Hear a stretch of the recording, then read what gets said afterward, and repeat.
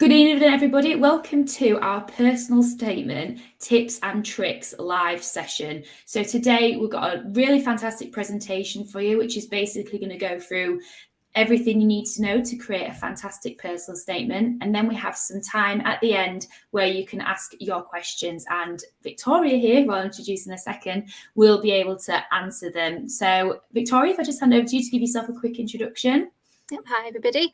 My name's Victoria. I do outreach and recruitment all over the country. So I usually do these sessions in a classroom, but today I'm joining you guys online. Trying the virtual version of your presentation. Absolutely. So as I mentioned, this is also a Q&A. So if you want to ask any questions, you can pop them into the comment sections of the video.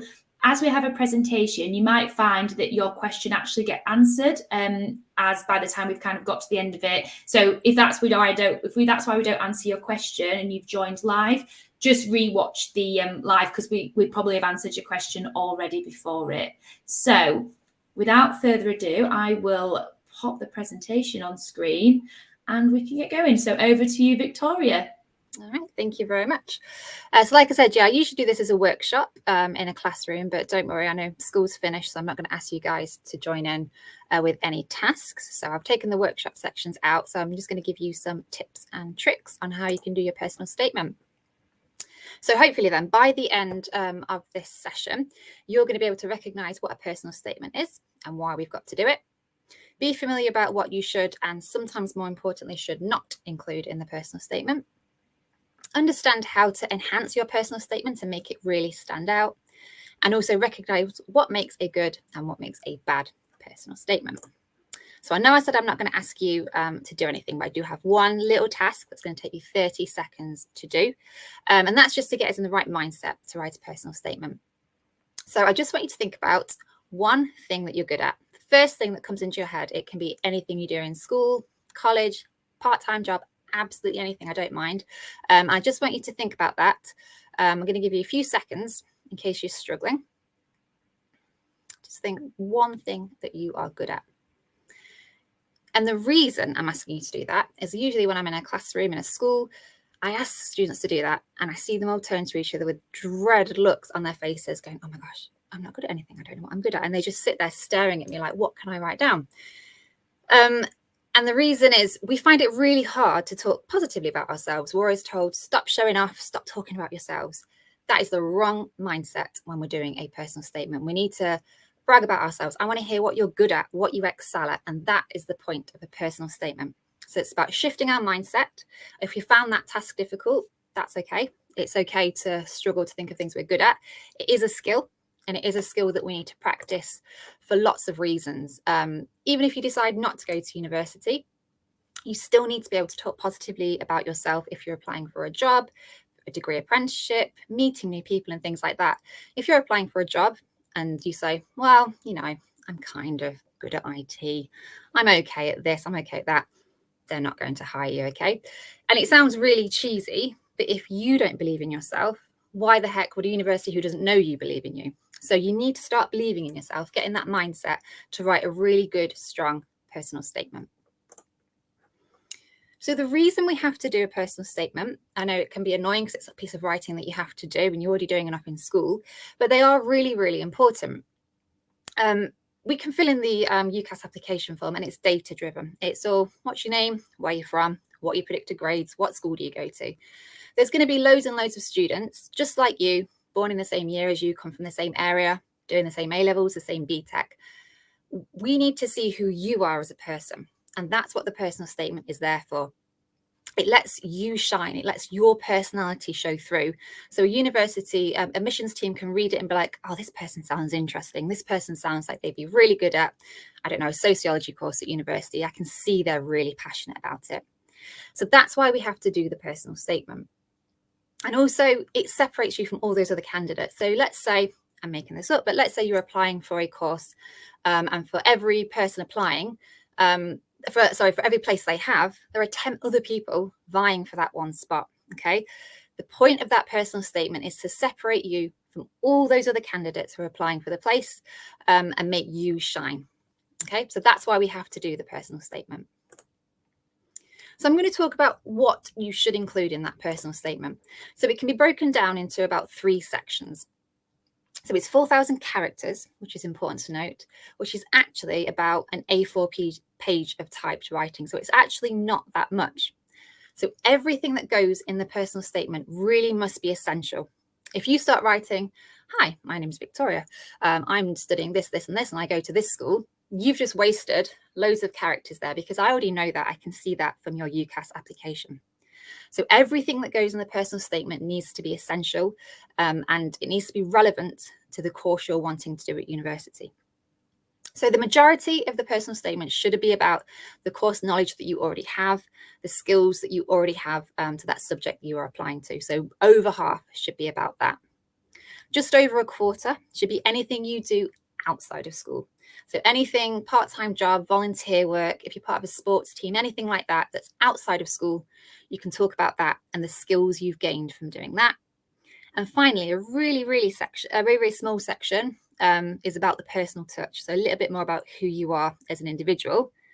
Often students don't even need that section, because that sort of falls organically when you talk about those other 2 sections. So you don't need to add a separate section for that. So I'm going to talk about each 3 of those sections as we go on, and how you can make your personal statement really stand out. So how can you enhance it then? So what should you talk about when it comes to the personal statement? So you need to think about what else could you do to further confirm your interest in the course. So it's all well and good saying, "I really want to do art and design at university, an art and design course. I really want to do English at university." That's great, but we want to know, why do you want to do that course? Okay, how can you demonstrate that you're passionate and enthusiastic about the course you want to do? And that, how do we know you didn't just sit there, flip through a prospectus and go, "Yeah, that course looks all right, I'll do that"? We really want you to be a member of our university community who's really enthusiastic about the course that they want to do. So there are loads of different things that you can do that can really enhance your personal statement and help you talk about those skills that I mentioned that we want you to have.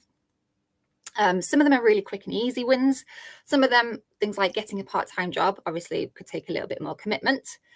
But I would say getting a part-time job is the biggest thing you can do to enhance your personal statement. And that's because a part-time job gives you loads and loads of transferable skills. I'm going to talk a little bit more about them in a while. But universities, they're looking for excellent students, of course, but they're also looking for students who are going to be a really strong member of their community. So going to lectures and that's all well and good, but we want students who are going to take part in volunteering schemes, who are going to become mentors for younger sort of year 1 students, who are going to take part in sports societies, who are going to be part of societies outside of the classroom. So we're looking for students to become a member of the community. And by getting a part-time job, you're going to gain loads of transferable skills, and that's going to prove to the university that you've got what it takes to be a really strong member of their community and be a really good student on that particular course that you're applying to as well. Other things you can do that are really quick wins are speaking to someone in the sector. So if you're wanting to do a course within healthcare, do you know anyone in healthcare that you could talk to? Could you visit somewhere relevant to the subject area that you're interested in? So if you want to do law, could you go to the courtrooms? And then you could talk about that in your personal statement. And loads of different universities do experience days or taste days, where they do a free sample of a course. And you get to go there for the day, sample what it's like to do that course, speak to academics, speak to lecturers. They're free, so you've not lost anything. And by doing that, you've proved that you've gone out your way to really show that the admissions tutors that you're really passionate and you're really enthusiastic about the course, because you took it out of school, you went to a university and you did a sample day or taste the day at university. There are other things that you can do digitally as well. So things you don't even have to leave your house for. So things like going on LinkedIn, going online, watching TED Talks, reading journal articles, anything like that. It just shows that you've gone out your way to prove that you're enthusiastic and passionate about the course you want to do, because you took that time out to really make an effort. So going back to transferable skills then, these are really, really important to talk about in your personal statement, because like I said, universities want to see what transferable skills you've got. So we've got some examples of more popular transferable skills that we think universities are going to want you to have. And we've filled in where you might be able to evidence that you've got those transferable skills from. It's important to note, though, like I said, you don't have that much space on your personal statement. So it's going to be pretty hard for you to talk about all those transferable skills on your personal statement. So what I'd suggest doing is think about the course you want to do and then pick 2, maybe 3 of those skills on there and really hone in on them. So as an example, let's say you want to do a drama degree at university. They probably don't really care if you've got really, really strong IT skills, but they are going to want you to be able to demonstrate that you've got really, really good communication skills and you're really good at working in a team. So I'd really focus on those ones. So just think about the course you want to do and think, which transferable skills do you think are going to be most important and relevant to this course that you're wanting to do at university? And we don't mind where you got those skills from either. In school, in your debating society, in your part-time job and volunteering, we really don't mind where you got those skills from, providing that you've proved that you've got them. So I don't mean a reference from your manager or a certificate or anything like that, but don't just put, I have excellent communication skills, full stop. We want to know, where did you get those communication skills from? So always provide evidence about where you got your skills from. So this is a really good example of a real personal statement. So I'm just going to let you read it through, and then I'll tell you why it's a good example of a personal statement. While everyone's reading, Victoria, I just wanted to say that I've seen this presentation a couple of times, and that slide that you had on previously with the roles and the skills, if people want to re-watch and screenshot that slide, because it's so useful for thinking of examples of where you can talk about skills that it would have been so helpful when I did my personal statement. Some just stuff you don't really think about, isn't it? Like, sometimes it's obvious at school, yeah, and it's kind of like, oh yeah, that does have all those skills in it that you might not think of at the time. So yeah, if you didn't get all the information for, definitely rewatch and take a screenshot of that slide, because it's so useful. Let everyone read the slide. I never know how long to give people to read this. I'm a really fast reader, but I appreciate some people don't read as fast. I think, to be fair, we've been talking, haven't we? If people haven't caught, you can talk over while people are reading. If a little bit longer, they can always take a screenshot if they want to use it as a good example. But if you do take a screenshot, be careful, because this is a real personal statement. So do not copy it, because there are plagiarism checks. That will be in the don't section later down. In the don't copy. Yeah. Okay, so we'll move on to the next slide. This is sort of an example of why this is a good personal statement. So they use something that we call the ABC format. So that's activity, benefit, and course. So if I go back onto this personal statement, so this student talks about the activity that they've done. So they were a peer mentor for younger children in the school. So that's A, that's the activity that they've done. Then they talk about the benefit that they got from it. So they developed excellent communication skills through talking to younger children. So they provided evidence as to where they got the skill from, and they talked about the skill that they've got. And then right at the end, they relate it to the course they're wanting to do. So my communication skills and ability to support others will be an asset to me in my pursuit of a career in teaching. So they talked about the activity, they told us what they gained, what skills, what experience they gained from it, and then they related it to the course. So throughout your personal statement, try and think of using the ABC structure. So whenever you're talking about a skill, an experience, something you've done, try and do it in a threefold. So talk about it, tell us what you got from it, but then most importantly, how is it related to the course that you want to do? If you start writing and you find, actually, this isn't really relevant to the course I want to do, don't put it in, because you're going to waste those characters. So always make sure everything is related to the course you're wanting to study at university. So this is the final section then, so that personal touch. And so like I said, you might not need to put this in, but you might. It depends on your personal circumstances. So this usually sort of naturally seems to fall at the end. It doesn't have to, but it just sort of sometimes works out that way. And this is where you might want to talk about what you want to get out of your HE experience. If you've got a career trajectory that you want to get on, you could talk about that. And if you're taking a year out, that's more where you might want to say, I'm taking a year out because X, Y, Z. So that would what would go in the personal touch. And like I said, this should be a really, really short section.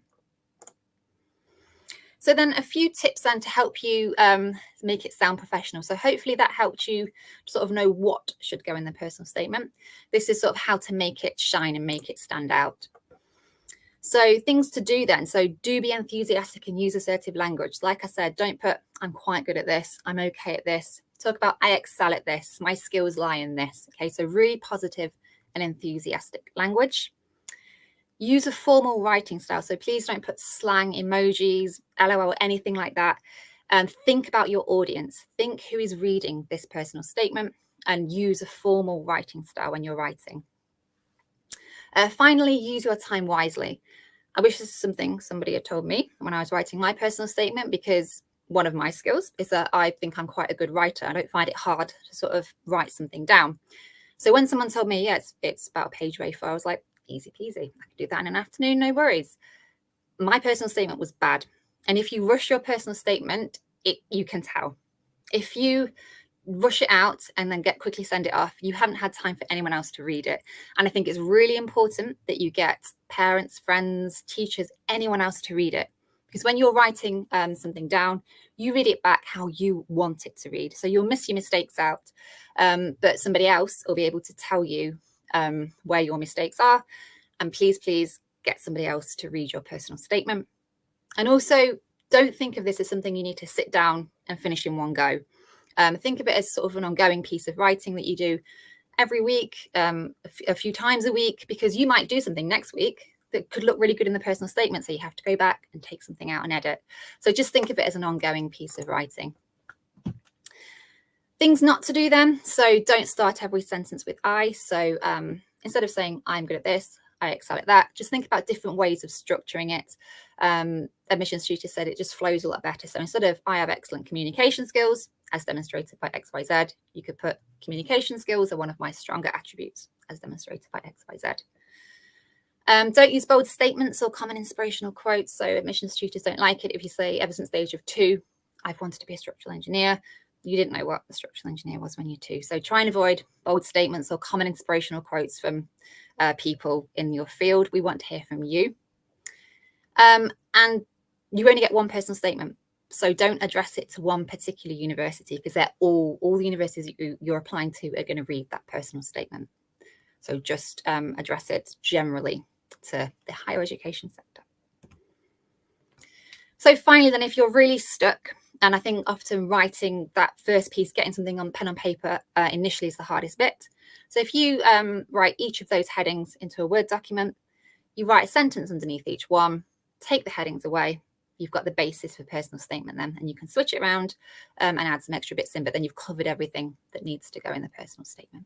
That's a really useful layout there, Victoria. It's definitely a good way to just kind of get your ideas out on a pen and paper or laptop, and then basically from there. Love that. Really useful. Thank you. Yeah. I think often writing down and thinking, where do I even start, is really the hardest part of writing. So finally then, make sure you check your internal deadline, because that will be different to UCAS's deadline. So your school and college will have their own internal deadline so that they can add their references to your UCAS statement. Set yourself regular achievable goals. So like I said, don't try and do it all in one afternoon. Say by next week, I'm going to have watched a TED Talk and then I'm going to write about that. And just remember that you do have lots to offer. So just going back to my initial first slide, you have lots to offer. You're doing A-levels, you're doing BTEC, you might have a part-time job. You might be in loads of different societies and clubs. So that's everything from me. We do have some experience days going on over November at NTU. So if you'd like to have a look at any of them, I just follow the link on the screen.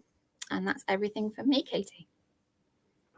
Amazing. Thanks so much for that, Victoria. As I say, you can rewatch all of this presentation once it's been uploaded onto YouTube afterwards, and you can get all the information from there. So thank you for mentioning about the taster sessions as well, Victoria. Like you said, they're a really great thing if you want to add anything extra into your personal statement. And we also have our open days coming up. So we have one more open day left for this side of Christmas. So that is on the Wednesday, the 7th of December. And that's across all our campuses. So if you haven't had a chance to come and visit us yet, and you can find out more how to book on this web link that's on your screen now. It's like we're on the news when it appears on the bottom there. So I always love it and does that. So now we're going to move on to the question part. So thank you so much, everyone, submitting your questions. As I say, it might be that we've already answered it in the presentation. So just have a watch back if we haven't already gone through it. And yes, we'll answer a few of your questions now. So we'll have the first one on the screen, please. So can we have a copy of this presentation or recording? So yeah, as soon as this is finished, it will be uploaded onto our YouTube channel. It will be called the same name. It just kind of goes up automatically on the Nottingham-Trent Uni YouTube page, so you can watch it as many times as you want on there. Amazing. So James Bell has said, what's the average word count for a decent personal statement?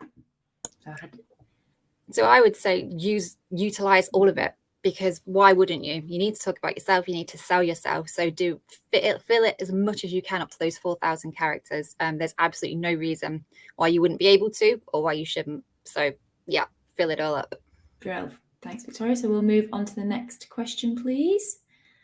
So Alicia has asked, I'm wanting to do a joint honours course, English and Media. Any helpful tips for writing a personal statement for a joint course? Great question.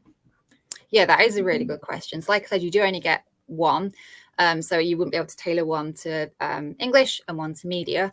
So you could do it sort of one of two ways. So you could either talk about the humanities as a whole and just talk about your passion for the humanities and what you've done to show that you're passionate and enthusiastic about the humanities.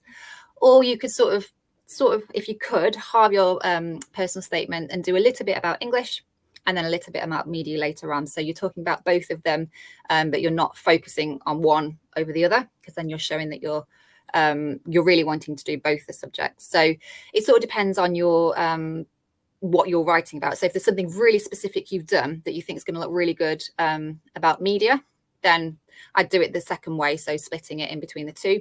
But if you've not got any activity that you've done that's specific to either English or media, then I'd talk about talk about them as a whole. Does that make sense? Yeah, I guess as well, it could depend on what kind of courses you're applying for at different universities, maybe, Victoria. Is that why people might choose the different format? If they're only applying for English at one place, or they're applying for maybe just media at another, but then English and media at one, doing that humanities as a whole is a nice way to look at it. Brilliant. Thanks for the question, Alicia. That was a great one. So we'll have the next one on the screen. So I think this might be one of the last ones that we've got. So if there is any more that you'd like to ask, pop them in. We have got a few more minutes. So Katie has asked, I'm struggling with the wider reading aspect of my personal statement. Do you have any tips for wider reading on a psychology personal statement? I'm not an expert in psychology, so I can't tell you any specific books to read. But what I would say is utilize your school or your sixth form or your college, because they will have people there that are there to help you. So I know not all colleges and sixth forms do psychology there, but if yours does, then go speak to a tutor there and they'll be able to tell you about some wider reading. If you don't have a psychology tutor at your sixth form or college, go to your careers advisor, because they'll be able to help you and let you know what you might want to read there, or they might have a contact at a different sixth form or college where they do psychology and they might be able to help you there. And also your local library might be able to help. So you could go to the library and look at their psychology section and see what they've got there. Amazing. So thank you very much, Victoria and Katie, for that question. So we have got two more questions. So Lineman 2001 has asked, if I have a skill but don't know if it's linked to the course, do I include it? I'd probably say if you've got other things that you can talk about that do link to the course, then prioritize them first and then see how much space you've got left at the end of the personal statement. So if you've still got some characters left, then yes, put it in. But I would urge you to make sure everything in there is related to the course you're wanting to do, because you're trying to prove a point that you're really passionate and enthusiastic about that specific course you're wanting to do. So yeah, try and focus on the other ones first. And if you've got the space, then include it sort of afterwards. Amazing. Thank you very much for that. So this is the last question. So S has asked, I'm applying for 2 different courses. Do I write 2 statements? So I feel like you mentioned earlier, didn't you? You only get one personal statement for them all. So do you want to give a bit more information if it's for 2 different courses? Yeah, so I'm assuming hopefully generally people do courses in the same area. So you're probably not looking at doing fashion and biology, because they're very, very different. So usually people are doing, like I said before, within the humanities or within the sciences. So you should be able to talk about them under sort of that umbrella. So you can say how, I watched a TED talk about, making this up, about biology biology TED talk, and then you can talk about and this taught me about the sciences as a whole and that kind of thing. So yeah, unfortunately you don't get 2 personal statements, so you'll just have to really try your best to sort of encompass your 2 courses under the whole personal statement. So it might be a bit trickier for you to write that personal statement, unfortunately, so it will take you a bit more time, so do allow yourself a little bit more time when writing that personal statement. Brill. Thank you very much for that answer, Victoria. So that is all our questions we're going to get round to today. So thank you very much for everybody who's been watching the live. Thank you for everybody who has submitted comments or has been chatting in the comments of the video. I've definitely learned something. I think every time I watch that presentation, I'm like, oh, that's such a good idea, especially about the skills section, as I say. As I've mentioned, it's all going to be uploaded up to YouTube afterwards, so you can go back and watch it as many times as you please and listen to Victoria's wise words with you when you decide to write your personal statement, or if you've already written it, to go back and maybe look at how you can change it. So we have more information about how you apply into university and everything that you'll need in the little banner that's going across the screen now. So that's ntu.ac.uk/applying. You can also follow our social media channels where we post tips and tricks for applying to university, and we've got some personal statement ones on our TikTok at the moment, which is at Nottingham Trent Uni, if you want to give that a follow as well. If we didn't get round to answering your questions, you feel free to send us a message on any of our social media channels and we'll be able to get back to you. You can also send it to askntu.ac.uk or ntu.ac.uk/ask is the @ You can also ask your questions on there. But as I say, we're more than welcome to just message us on social media and have a chat to us and see any questions that you might have. So thank you very much for joining us this evening, Victoria. It has suddenly gone pitch black in the time that we have been having this session. So yeah, it's definitely good evening now, isn't it? It's definitely absolutely, yeah.